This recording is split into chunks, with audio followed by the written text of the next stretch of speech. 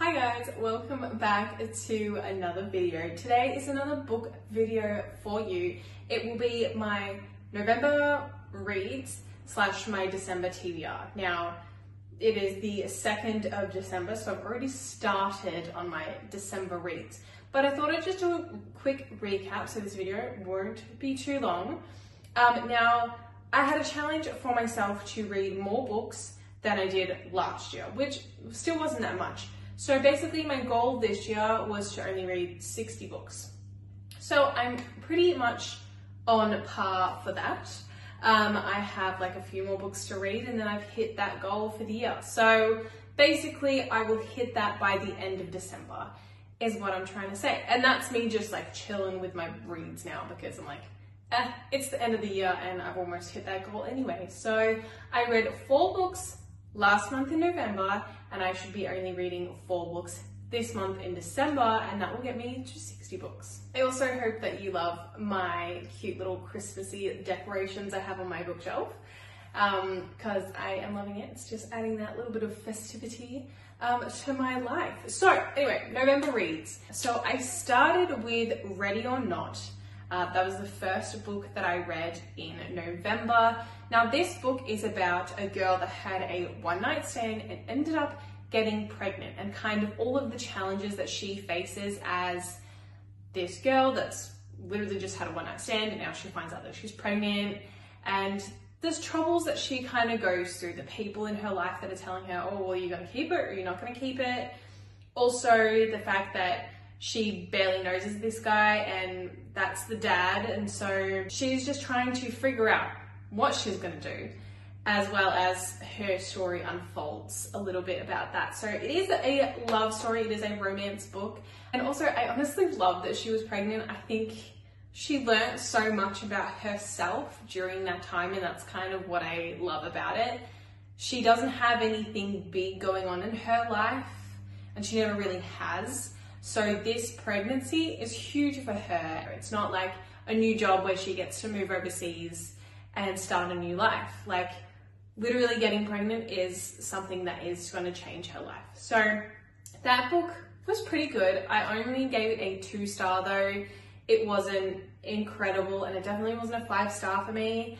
The romance element of it could have been a little bit more, but it was still cute nonetheless. The next book that I read was the second book in the Dream Harbour series, and that is The Cinnamon Bun Bookstore. And I love these books so much. I raved about the first book, which is the Pumpkin Spice Cafe. Loved that book. This book, just as good. And I think, I don't really know which one I like better. I think I like the adventure in this one. I'm going to put it as a 4.75. Because it was great. I read it so quickly and I just loved the little storyline. The only issue that I had with it is the fact that our owner of this library is turning 30, and I feel, and she ends up with this guy who's a few years younger than her, but it's the fact that it's kind of like almost kiddie in a way, like her. So the storyline is she's almost about to turn 30, but she hasn't done much in her life. She hasn't experienced a lot. So she starts finding all these clues around her bookstore and starts to follow them. And she does this with a male friend of hers. Almost like Kitty, like I understand that you want to live your life and you were kind of like, well, I didn't get to do all of this stuff in my 20s, but like you're almost 30. Like, I don't know. To me, it was a little bit weird in that way. Like, I feel like I'm coming across really mean. But certain things of it where I'm just like, really? You're gonna act like that and you're almost 30? Anyway, but other than that, I enjoyed it. I liked the adventure. I feel like if our character wasn't 30, I would have liked that a little bit more. Maybe she's just like a girl trying to get out of her comfort zone. That would have been great, but I understand why Laurie had put in she was turning 30, so she made some big life changes of getting out there a little bit more. Anyway, of course, it's a romance novel, so if you love those, I'm sure you will love this one. I'm so excited to pick up the next 2 in this series as well. They cannot come fast enough. So 4.75 star for me, this one. The third book I read in November was Heir of Fire. Now this is the third book in the Throne of Glass series, and I don't know, the second book so far has been my favorite, but this comes a close second to that one. So the first book I didn't really like that much. The second book, loved the second book. I understood everything that was going on, and yeah, I just really enjoyed that one.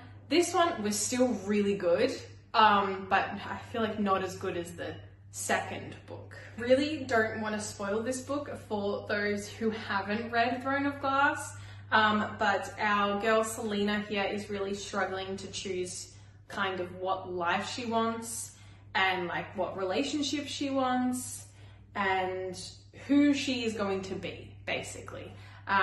But yeah, I enjoyed this one. It sits at like a 3.5 for me, which is pretty good.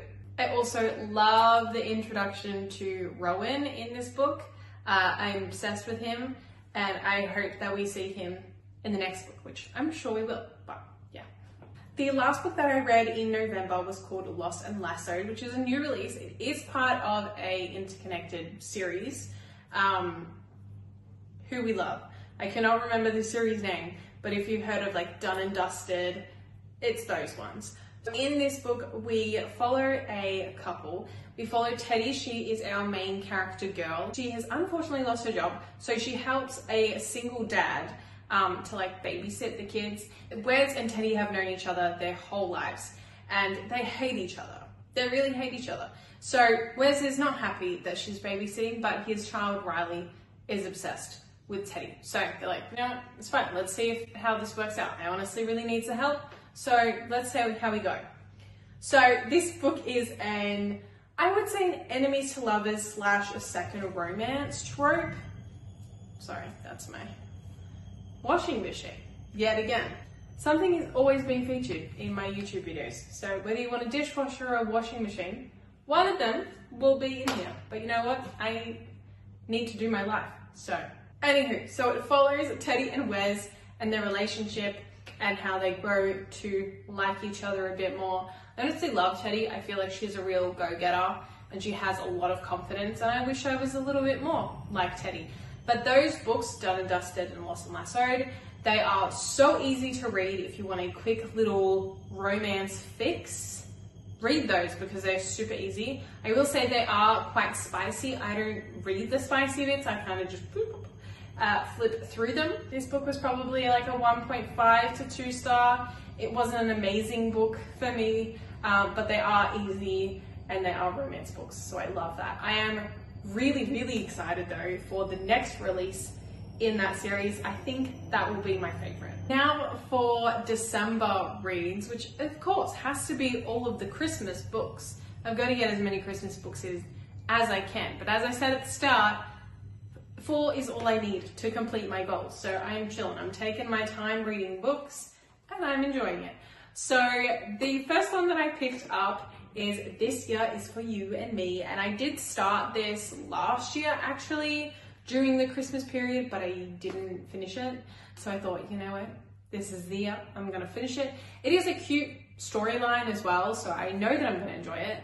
But I don't know, I just kind of couldn't be bothered reading it last year. Probably not in the mood for it. So basically we have Hannah and Celeste. Hannah has unfortunately passed away and has left some of her best wishes to her friend Celeste.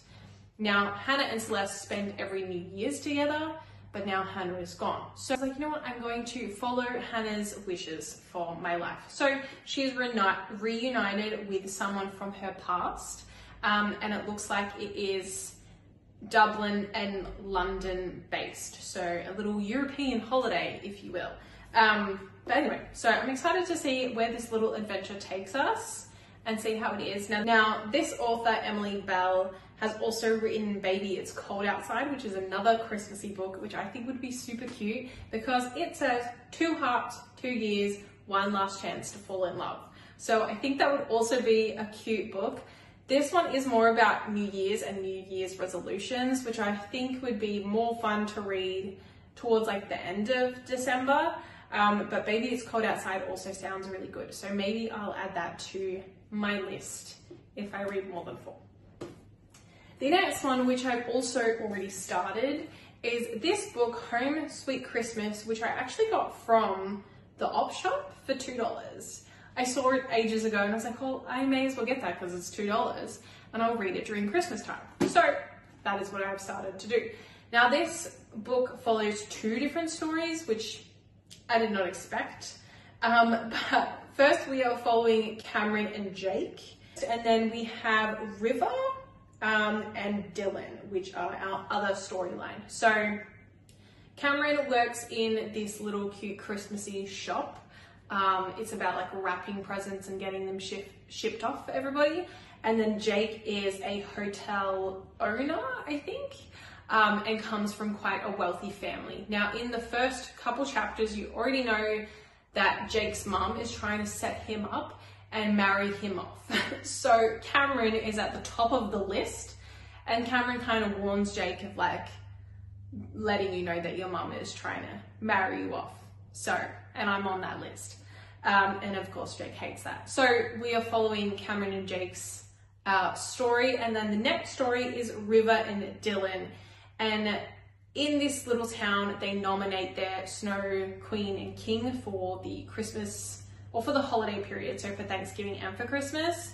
And Dylan has found out that he is already been nominated as Snow King. So I am assuming that River is Snow Queen, and then we follow their story. Again, it is a romance book. All of these ones will be romance because they're easier to read. And who doesn't love romance at Christmas time?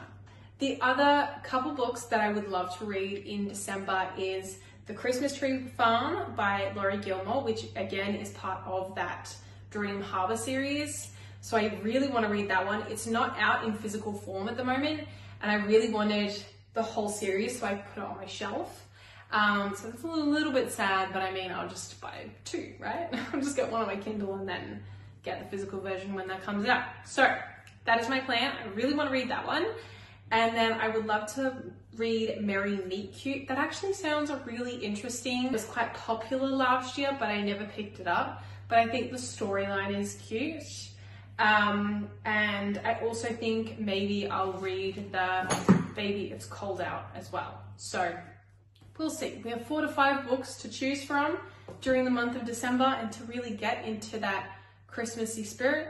And I'm very excited. That is all the book talk that I have for you today, but I hope that you enjoyed. I hope that you got some good recommendations, and I hope you get reading.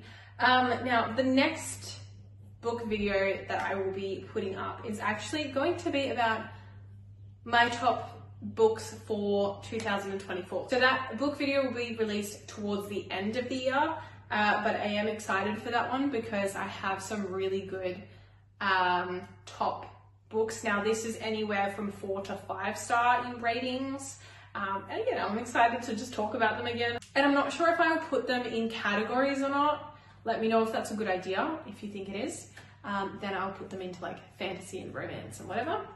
But yeah, thanks so much for watching, and I will catch you next time.